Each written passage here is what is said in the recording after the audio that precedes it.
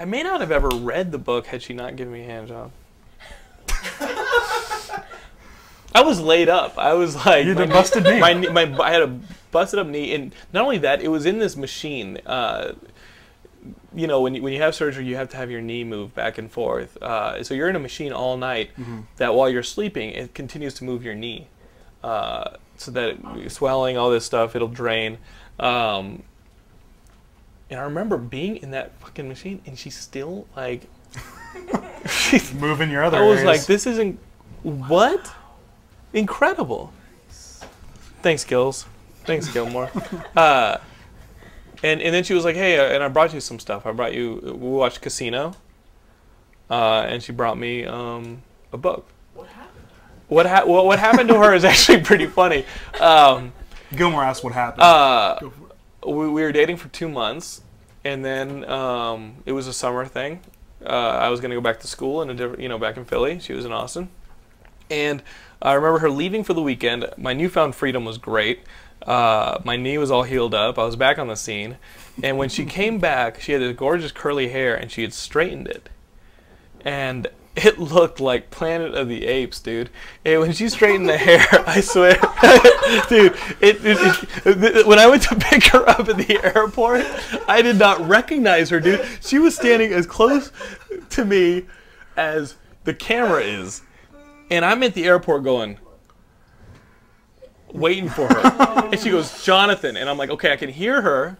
And she's like, Jonathan. And I go, and she's standing there, and her hair, which was curly and full, was like this.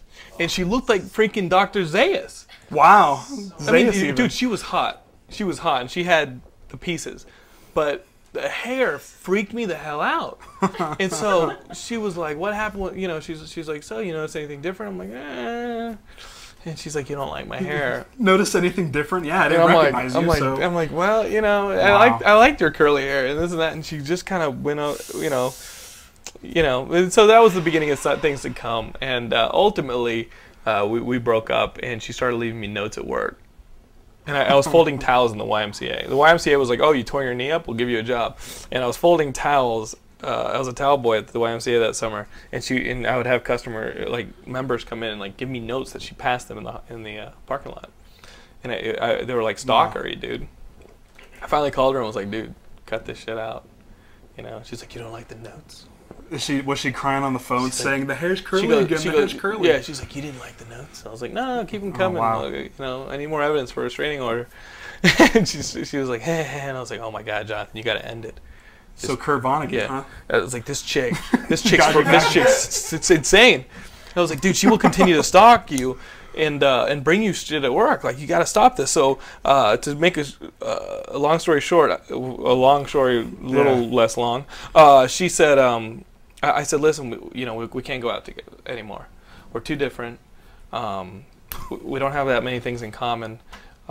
This and that. And she goes, I don't get it. And I was like, how clear can you be? I said, listen, it's like Harry and the Hendersons, okay? The Hendersons are this family. They go up in the mountains near Seattle. They end up hitting this thing, bringing it home with them. It lives with them. But that's Harry.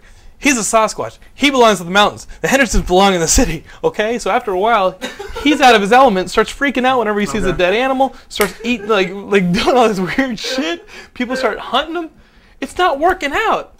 Wow. So now you're back in the woods and everything's fine. And there's like a pause, and I was like, that had to have registered with her. And I hear this, why am I the Sasquatch? And she hangs up the phone, and I see headlights move out of my driveway. Oh, wow. She was calling from the driveway, dude. The next day at work, I get a note, and I open it. The woods are vast and lonely without you. Psycho. That's how it ended. Wow. That's how it ended. The girl who brought me Casino and my first Kurt Vonnegut book and gave me a hand job even though I was totally crippled out. That's why it ended.